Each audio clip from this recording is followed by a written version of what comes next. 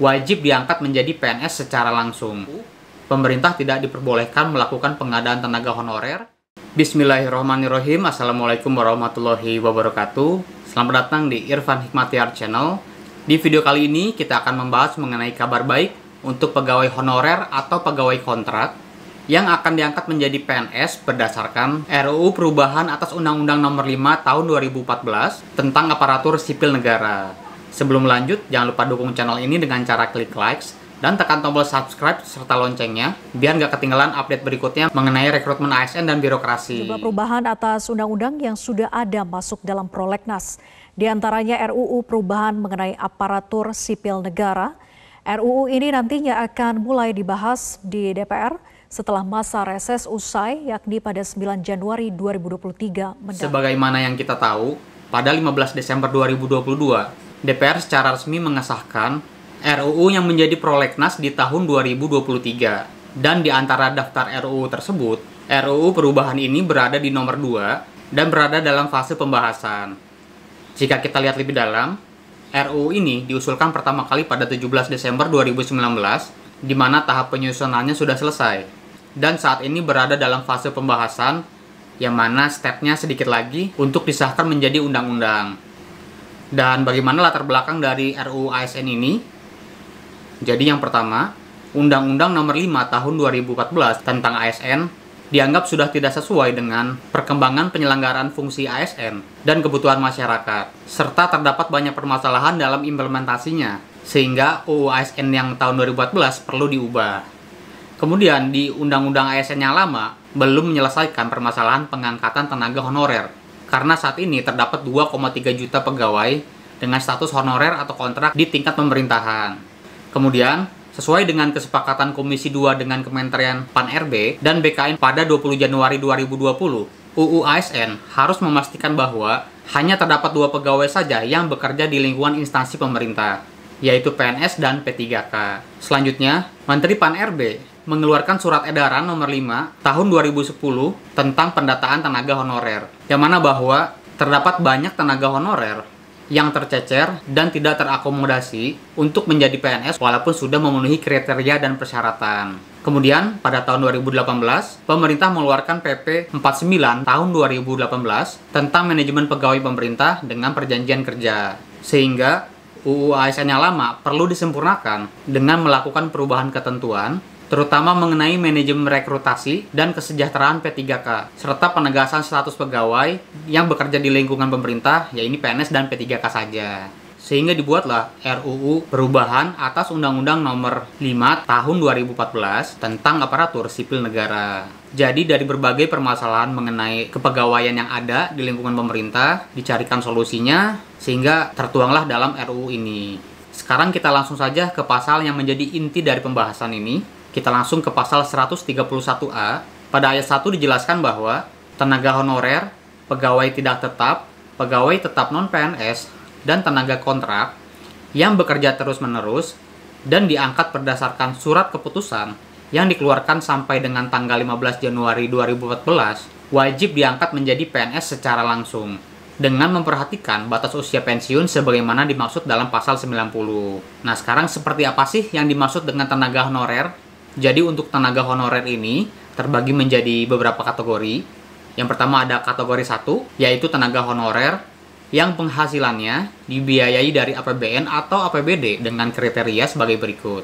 Diangkat oleh pejabat yang berwenang yang bekerja di instansi pemerintah. Kemudian, masa kerja paling sedikit 1 tahun pada tanggal 31 Desember 2005 dan sampai saat ini masih bekerja secara terus-menerus.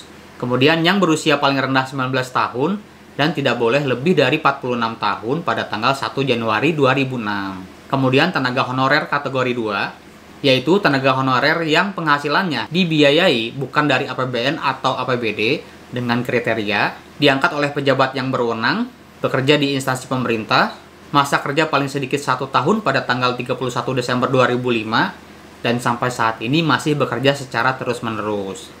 Serta berusia paling rendah 19 tahun dan tidak boleh lebih dari 46 tahun pada tanggal 1 Januari 2006. Kemudian, yang dimaksud dengan pegawai tidak tetap adalah pegawai dengan keahlian tertentu yang diangkat berdasarkan perjanjian kerja dalam waktu tertentu secara terus-menerus untuk melaksanakan kebijakan publik dan pelayanan publik.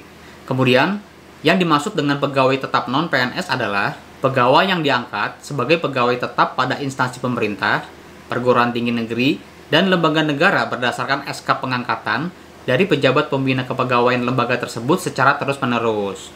Kemudian, yang dimaksud dengan tenaga kontrak adalah pegawai yang bekerja pada instansi pemerintah, perguruan tinggi negeri, dan lembaga negara dalam jangka waktu tertentu paling sedikit 10 bulan dalam satu kali masa kontrak dengan perjanjian kerja yang sifat dan jenis pekerjaannya secara terus-menerus dan bersifat wajib atau kebutuhan dasar pelayanan publik dengan sumber anggaran dibiayai oleh APBN atau APBD. Dan kemudian yang dimaksud dengan terus-menerus adalah seseorang yang bekerja dengan akumulasi waktu kerja paling sedikit selama 3 tahun.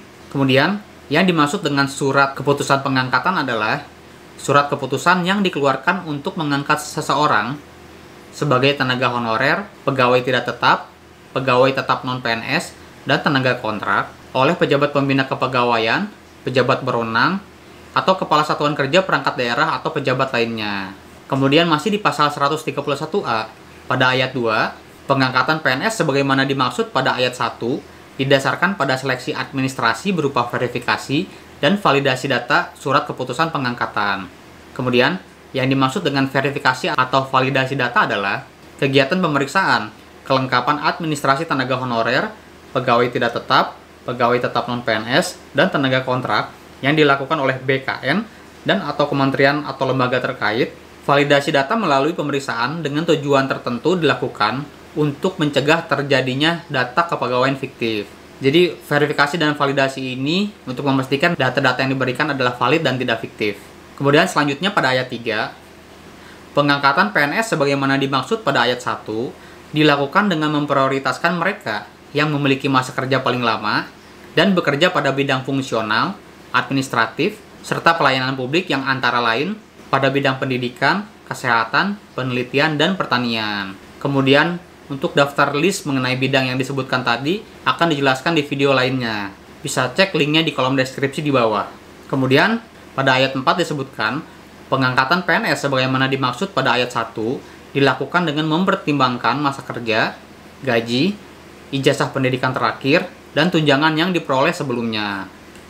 Pada ayat 5, tenaga honorer, pegawai tidak tetap, pegawai tetap non-PNS, dan tenaga kontrak diangkat menjadi PNS oleh pemerintah pusat.